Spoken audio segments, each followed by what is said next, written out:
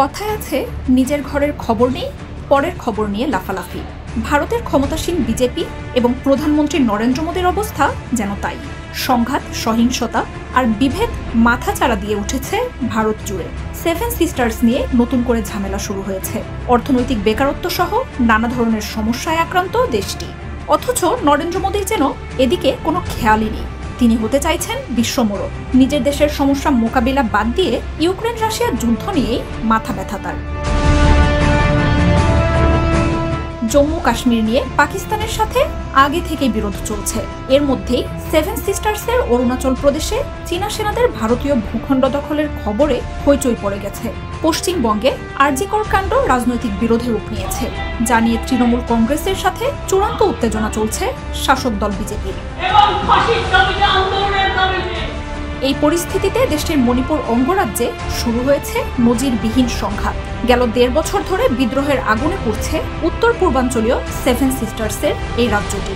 জাতিগত সহিংসতায় প্রাণ গেছে ২ শতাধিক মানুষের। ৪ মাস ধরে কিছুটা শান্ত থাকার পর চলতি মাসেই আবারও উত্তাল হয়ে উঠেছে মণিপুর। বিদ্রোহীদের হাতে এসেছে অত্যাধুনিক অস্ত্র।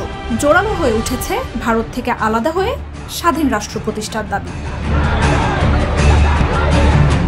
বিজেপি শাসিত রাজ্যটিতে মুখ্যমন্ত্রী এন বীরেন সিং সহ উচ্চপদস্থ কর্মকর্তাদের পদত্যাগের দাবিতে চলমান বিক্ষোভে যোগ দিয়েছেন নারী ও ছাত্র সমাজও। মেইতেই ও কুকি উভয় সম্প্রদায়ই হত্যা নিপীড়নের শিকার হওয়ার অভিযোগ তুলেছে।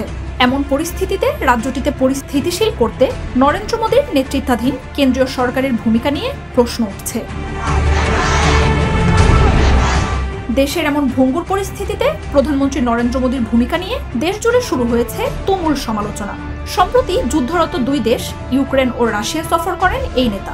এরপর থেকেই গুঞ্জন উঠেছে যুদ্ধপন্থে মধ্যস্থতাকারীর ভূমিকা পালন করতে পারেন প্রধানমন্ত্রী নরেন্দ্র মোদী। এই গুঞ্জনের পালে হাওয়া দিয়েছে ভারতের নিরাপত্তা উপদেষ্টা অজিত দোভালের মস্কো সফরের খবর।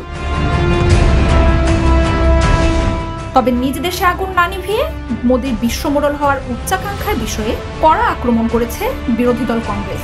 দলটির নেতা প্রিয়াঙ্কা গান্ধী বলছেন, বিশ্বের আরেক প্রান্তে থাকা ২টি দেশ ভ্রমণ করতে পারলেও ১.৫ বছরে একদিনও মণিপুরে যেতে পারেননি নরেন্দ্র মোদী।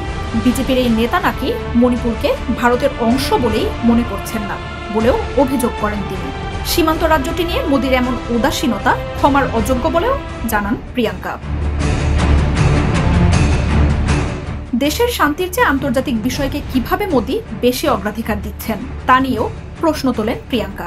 বিদ্রোহীদের হাতে আসা ক্ষেপণাস্ত্র, ড্রোনের মতো অত্যাধুনিক অস্ত্র উদাহরণ দিয়ে কংগ্রেস বলছে মণিপুরের নিয়ন্ত্রণ নিতে ব্যর্থ হয়েছে কেন্দ্র সরকার। নরেন্দ্র মোদী ও স্বরাষ্ট্রমন্ত্রী অমিত শাহের ভুলের খেসারত দিতে হচ্ছে সাধারণ জনগণকে, অভিযোগ করছে কংগ্রেস।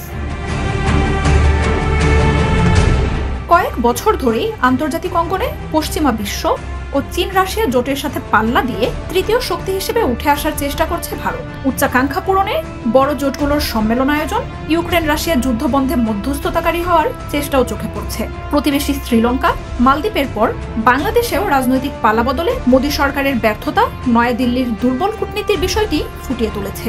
এই পরিস্থিতিতে ভারত জুড়ে এমন ভঙ্গুর পরিস্থিতি তৃতীয় মেয়াদে ক্ষমতায় আসা নরেন্দ্র মোদীর আসন আরও নড়বড়ে করে তুলেছে।